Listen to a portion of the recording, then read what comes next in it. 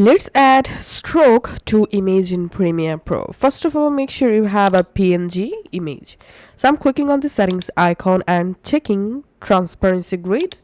And as you can see, this image has no background. This is a PNG image. Now to add a stroke, go to effects and search here paint bucket and add paint bucket effect to the clip, image clip.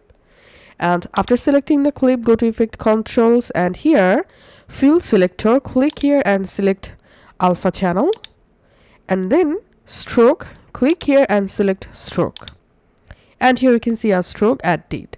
Now to change your stroke color, click on this color and you can change your stroke color.